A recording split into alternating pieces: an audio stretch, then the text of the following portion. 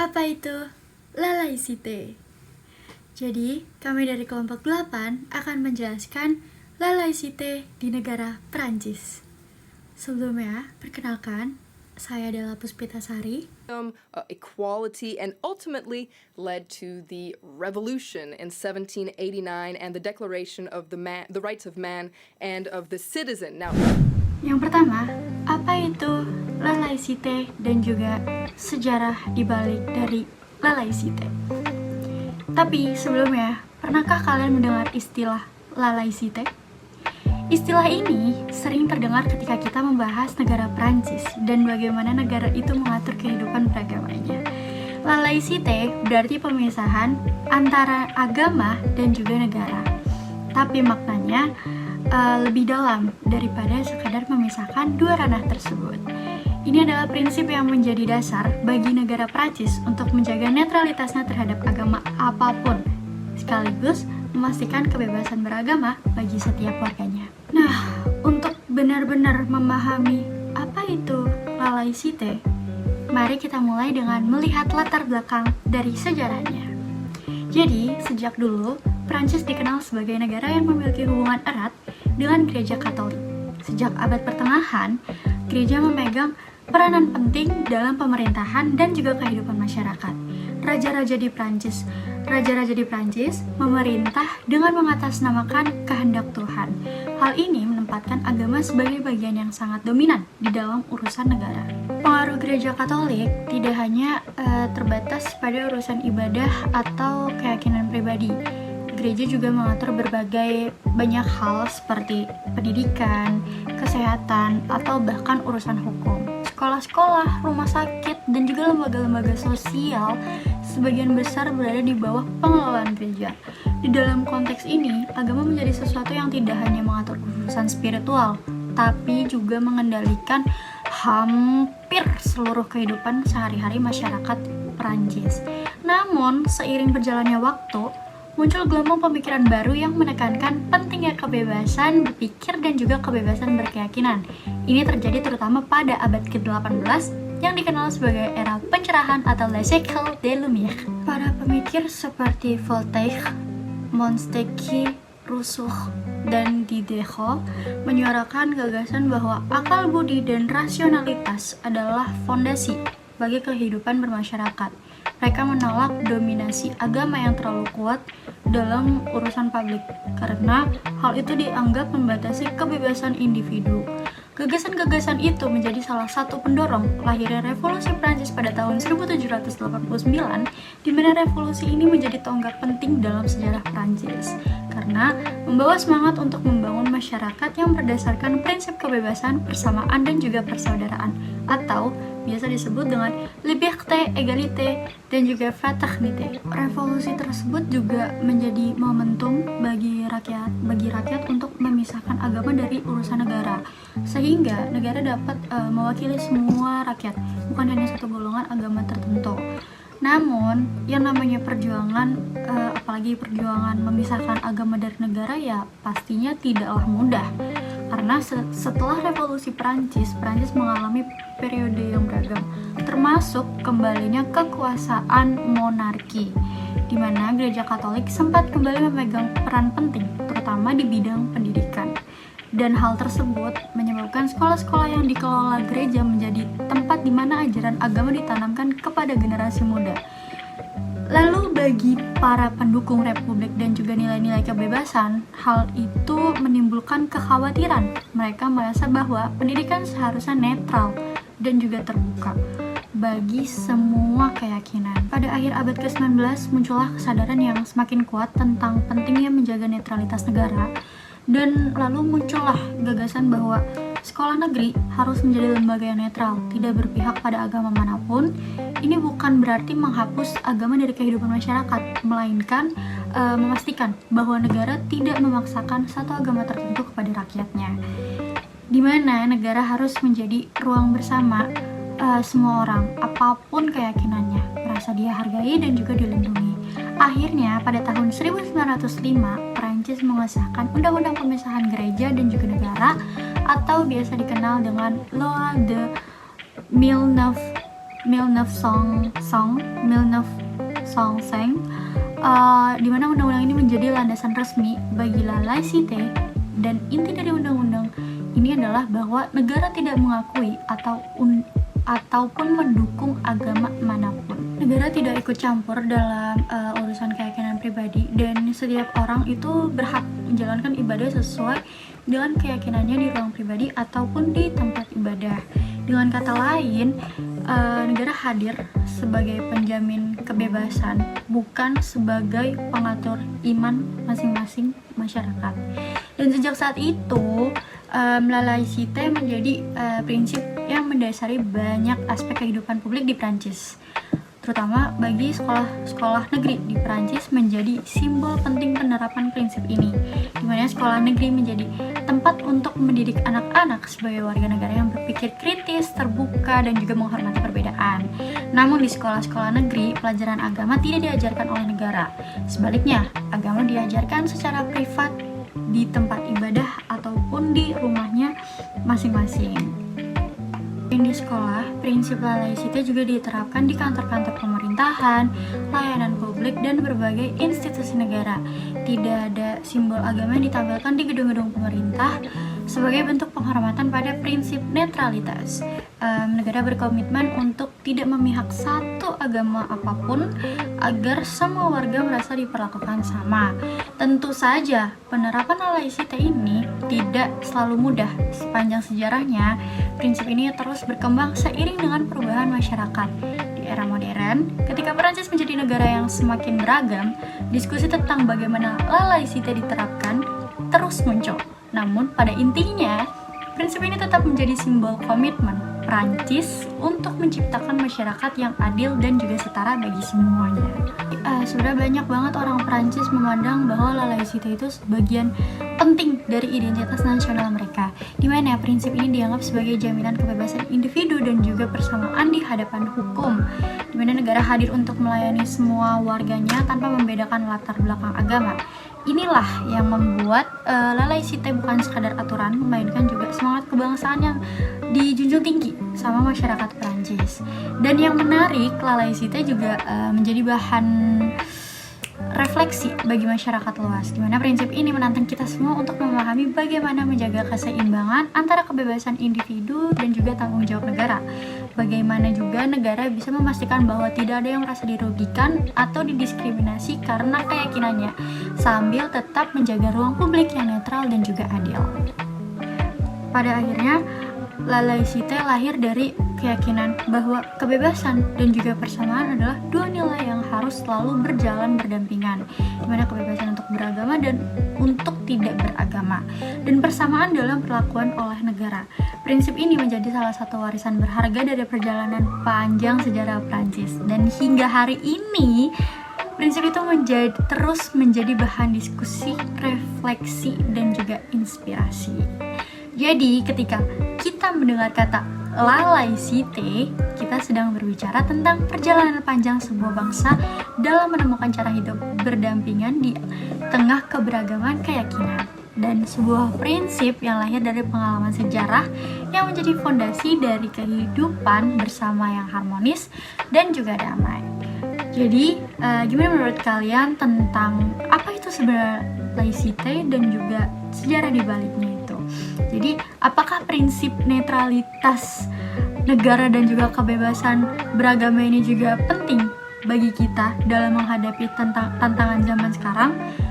Jadi ada beberapa penjelasan dari teman-teman kelompok saya yang akan menjelaskan tentang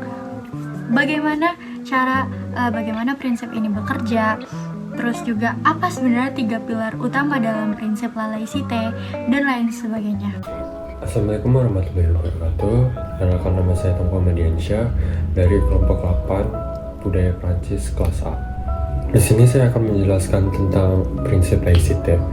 Dalam prinsip laïcité terdapat 3 pilar utama. Yang pertama itu kebebasan beragama, yang kedua itu kesetaraan di depan hukum, dan yang ketiga adalah netralitas negara. Nah, untuk yang pertama, kebebasan beragama. Kebebasan beragama adalah hak asasi manusia yang fundamental, yang memberikan individu hak utama untuk memilih menjalankan atau tidak menjalankan agama sesuai dengan keyakinan mereka. Dalam konteks laicite ini, kebebasan tiap individu dijamin oleh hukum, yang berarti bahwa setiap orang bebas untuk mempraktikkan agama tanpa takut akan penindasan dan diskriminasi. Dalam prinsip kebebasan beragama ini mencakup hak untuk mengubah agama atau keyakinan, serta hak-hak untuk tidak memiliki agama sama sekali. Misalnya seorang individu yang lahir dari keluarga beragama tertentu memiliki hak untuk memilih untuk tidak mengikuti agama tersebut dan menganut kepercayaan lain atau bahkan menjadi ateis, yaitu yang tidak beragama. Nah, laicite ini mendorong masyarakat yang pluralis di mana berbagai keyakinan dapat hidup berdampingan secara harmonis. Negara menjamin kebebasan beragama ini asalkan tidak mengganggu ketertiban umum, yang berarti seseorang boleh beribadah sesuai ajarannya. Yang kedua yaitu seseorang boleh meninggalkan agama yang dianut atau berpindah agama. Yang ketiga, ateisme dan agnostitisme juga dilindungi. Ateisme itu yang tidak memiliki agama, dan agnostitisme tidak percaya akan adanya Tuhan. Sedangkan pada prinsip yang kedua, pilar utama yang dalam prinsip laicite yaitu kesetaraan di depan hukum.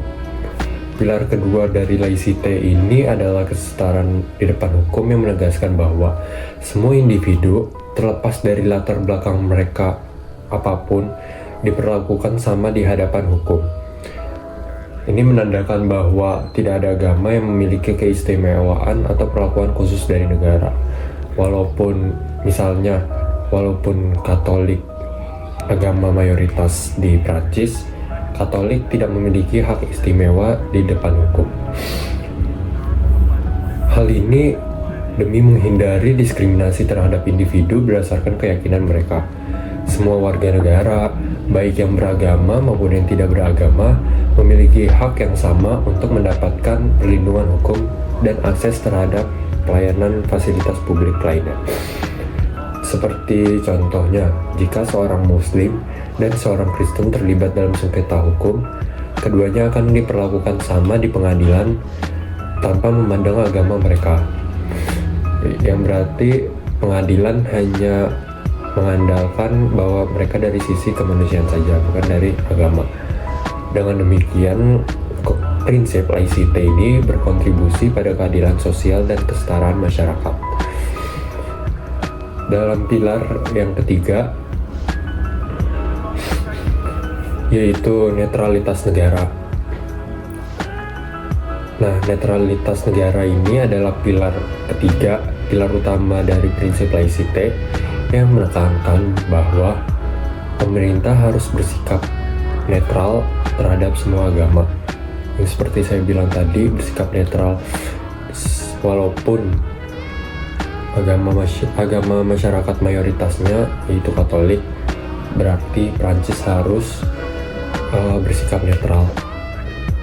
Negara tidak boleh mendukung atau memihak kepada agama tertentu dalam kebijakan atau tindakan publiknya. Pemisahan antara agama dan urusan publik ataupun politik ini bertujuan untuk mencegah campur tangan agama dalam kebijakan pemerintah dan sebaliknya. Seperti dalam sistem pendidikan publik di Prancis, sekolah-sekolah tidak diperbolehkan untuk mengajarkan ajaran agama tertentu atau mengadakan kegiatan keagamaan. Hal ini bertujuan untuk menciptakan lingkungan belajar yang inklusif bagi semua siswa terlepas dari latar belakang agama mereka. Dengan menjaga jarak antara institusi keagamaan dan negara, laicite menciptakan ruang bagi semua warga negara untuk merasa aman dan dihargai tanpa memandang keyakinan mereka. Nah, pilar utama yang ketiga ini memastikan bahwa hukum dan kebijakan publik dibuat berdasarkan prinsip universal, bukan dari ajaran agama tertentu manapun. Yang kedua yaitu semua warga negara diperlakukan setara tanpa memperhatikan latar belakang agama mereka. Yang ketiga, pendidikan publik bebas dari pengaruh doktrin keagamaan. Sekian dari saya sendiri membahas 3 pilar utama dalam prinsip laicite. Selanjutnya bisa diteruskan oleh rekan saya. Bonjour, je m'appelle Anindya Putra dan kali ini kita akan bahas tentang pengantar laicite. Pernah nggak sih kepikiran gimana caranya orang dari agama yang berbeda-beda hidup bareng tanpa ribut soal keyakinan? Nah, di Prancis ada satu konsep yang jadi kunci penting membuat hal itu, namanya laicite. Ejaannya memang aneh, L-A-I-E-C-I-T-E, tapi maknanya sangat dalam. Laicite itu sederhananya adalah cara negara menjaga jarak dari agama. Tapi, bukan berarti benci agama ya. Bukan juga larang orang untuk beribadah. Bukan, justru sebaliknya. Laicite itu dibentuk supaya semua orang bebas menjalankan kepercayaan masing-masing, tanpa dipaksa dan tanpa dicampur adukan dengan urusan negara. Kayak gini nih, bayangin kamu lagi di sekolah negeri di Prancis, di kelas kamu ya. Ada yang Muslim, Katolik, Yahudi, Buddha, ada juga yang nggak percaya Tuhan sama sekali. Nah, tugas sekolahnya adalah mengejar pelajaran, bukan ngajarin agama tertentu. Jadi sekolah nggak boleh nunjukin simbol agama yang dominan. Guru nggak boleh ngajak siswa ikut ibadah, dan siswa juga diminta untuk menjaga ruang kelas tetap netral. Bukan karena agama yang dilarang, tapi karena ruang publik di Prancis dianggap ruang bersama. Jadi prinsipnya itu bebas beragama, tapi juga bebas dari tekanan agama di ruang publik. Konsep ini penting banget di Prancis, bukan cuma aturan hukum, tapi dianggap sebagai nilai dasar hidup bernegara. Bahkan tertulis di konstitusi, La République est laïque. Negara republik itu sekuler, titik. Tapi kenapa sih mereka segitunya? Kenapa harus netral segala? Nah, ini jawabannya. Karena mereka belajar dari sejarah. Dulu banget, sebelum laicite muncul, agama dari negara itu pasangan toksik, saling rebut kekuasaan, saling paksa keyakinan. Lalu Prancis bilang, udah, kita putus baik-baik aja. Negara fokus ngatur urusan warga, agama biar urus keyakinan pribadi. Dan sejak saat itu muncul deh sistem laicite. Di bawah sistem ini, negara tidak boleh mendanai agama, tidak boleh memihak satu kepercayaan, dan semua warga diperlakukan sama, apapun keyakinannya. Tapi bukan berarti tanpa tantangan ya. Karena kenyataannya, buat sebagian orang, agama bukan cuma urusan pribadi. Simbol agama kadang dianggap bagian dari identitas. Jadi ketika negara minta semuanya netral, di tempat umum, beberapa orang tuh merasa kayak, loh kok gue disuruh sembunyiin jati diri? Disinilah letak perdebatan yang sampai sekarang masih hidup. Ada yang bilang, laicite itu melindungi semua orang. Tapi ada juga yang bilang, laicite itu kadang justru membatasi ekspresi. Tapi satu hal yang pasti, tujuan laicite itu bukan buat mengarah, tapi justru buat menghormati semua keyakinan secara. Negara bukanlah musuh agama. Negara cuma nggak boleh menjadi alat agama tertentu. Jadi kesimpulannya, laicite itu kayak aturan main. Bukan supaya kita semua sama, tapi supaya kita semua bisa hidup berdampingan dengan damai. Meskipun berbeda, mungkin buat sebagian orang prinsip ini terasa asing, tapi buat Prancis ini adalah fondasi supaya negara bisa tetap netral dan adil. Jadi walaupun nggak sempurna, laicite masih jadi bagian dari identitas nasional yang dijaga kata sampai hari ini. Semoga sekarang kata laicite nggak lagi terdengar asing dan malah bikin kita mikir, gimana ya kalau prinsip laicite diterapin di negara kita. Jadi menurut saya, laicite adalah konsep yang biar awalnya mulia, menciptakan ruang bersama yang netral dan adil. Tapi di dunia nyata, penerapannya tidak selalu mudah seperti itu. Kadang aturan yang dimaksudkan untuk melindungi justru terasa membatasi, terutama bagi kelompok minoritas. Jadi, mungkin laicite perlu dievaluasi, bukan untuk dihapus, tapi supaya tetap relevan dan tidak kehilangan semangat keadilan. Bonjour à tous, je m'appelle Fabien Delfaro et maintenant aku bakal ngejelasin konspirasi-konspirasi mengenai penerapan laicite di Prancis. France has just banned its athletes from wearing the hijab in the upcoming Paris 2024 But the move didn't come as a surprise. The country has a track record of enacting laws and policies that some experts say are leading to a growing atmosphere of oppression among the country's 5 million Muslims. Laicite. Mungkin kalian pernah dengar dengan istilah ini secara sederhana, yang artinya pemisahan antara agama dan negara. Tujuannya terdengar bagus, yaitu negara yang netral.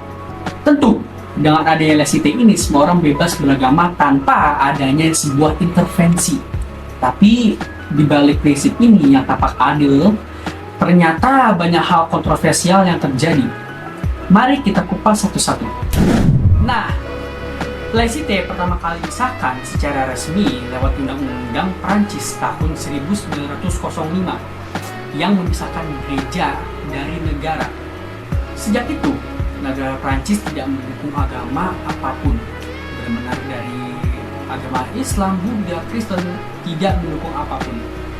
Dan sekolah-sekolah negeri dilarang mengajarkan atau mempromosikan ajaran agama apapun.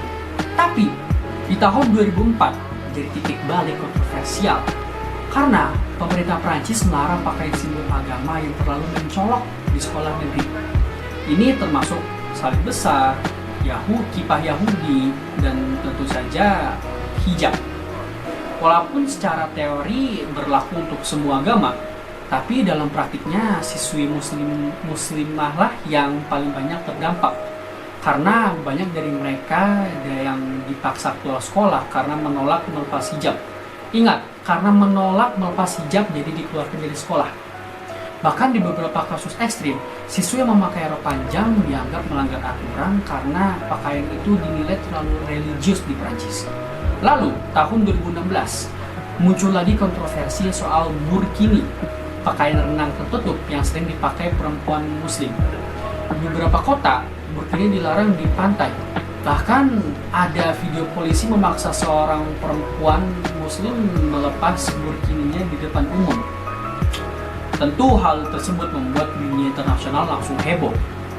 Karena ya bagaimana bisa gitu. Banyak organisasi HAM dan PBB ikut mengecam larangan ini. Sampai akhirnya Mahkamah Administratif membatalkan beberapa aturan tersebut karena dianggap sudah melanggar kebebasan pribadi gitu. Lalu pada tahun 2023, pemerintah Prancis kembali membuat keputusan kontroversial, yaitu dengan adanya pelarangan abaya di sekolah. Gabriel Attal, seorang menteri pendidikan Prancis pada saat itu, menganggap abaya ini sebagai simbol agama dan karena abaya tersebut dianggap melanggar laicite. Akibatnya, puluhan siswi dilarang masuk sekolah jika tidak melepas abaya. Pemerintah Prancis berdalih ini demi menjaga netralitas, tapi banyak juga menilai ini justru sebagai tindakan diskriminatif, terutama karena hanya minoritas tertentu yang terdampak. Lalu, di tahun 2025, baru-baru ini, isu ini meluas ke dunia olahraga karena seorang pemain basket muslimah yang bernama Salimata Sila dilarang bertanding karena melepas hijab. Federasi Bola Basket Prancis menetapkan aturan bahwa hijab ini dilarang di lapangan. Bahkan muncul juga rancangan undang-undang yang bisa melarang hijab di semua olahraga kompetitif. Para pendukung aturan ini mengklaim bahwa netralitas harus dijaga di semua ruang publik. Sementara penentangnya ini mengatakan bahwa ini sudah terlewat batas, bahkan sudah kelewatan batas sekali. Dan hal ini berbau sangat-sangat Islamofobia. Dan yang paling baru, saat Paus Fransiskus wafat, pemerintah Prancis menurunkan bendera negara sebagai bentuk penghormatan. Nah, hal ini langsung memicu perdebatan karena ada banyak kelompok menyebut tindakan ini sebagai pelanggar prinsip laicite. Karena ya negara tidak seharusnya memberikan penghormatan khusus kepada suatu tokoh agama. Tapi ada juga yang berpendapat menghormati tokoh dunia seperti Paus bukan berarti negara mencampuri urusan agama. Jadi, kenapa semua ini bisa terjadi? Banyak yang bilang ini soal kekhawatiran terhadap radikalisme, imigrasi, dan tentu keamanan publik. Tapi di sisi lain, aturan-aturan ini malah menargetkan kelompok tertentu. dan bertentangan dengan nilai inklusivitas demokrasi. Baik, berdasarkan survei, mayoritas warga Prancis memang mendukung aturan ini karena mereka melihat agama sebagai urusan privat atau urusan pribadi yang sakral yang tentu tidak perlu terlihat di ruang publik. Tapi bukankah demokrasi yang sehat justru menjamin ruang bagi semua warga?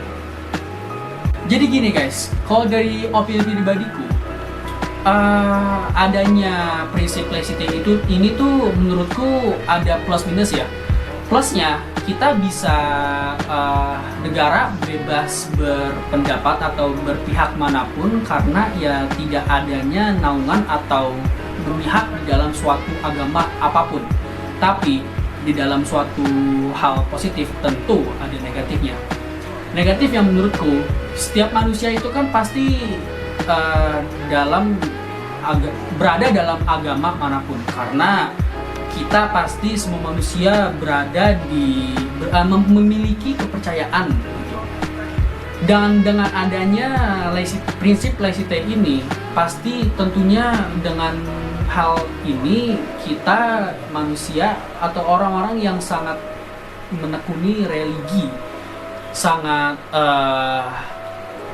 terkena dampaknya. Kayak contoh, saya muslim dan ya perempuan-perempuan muslimah di Prancis sana yang memang kita orang muslim itu diwajibkan untuk memakai hijab bagi perempuan. Tapi dengan adanya hal tersebut, laicite melarang menonjolkan pakaian agama dengan melarangnya memakai hijab. Hal tersebut menjadi sebuah hal kontroversi yang tentu menjadi salah satu hal bagus dan tidaknya dengan adanya laicite ini.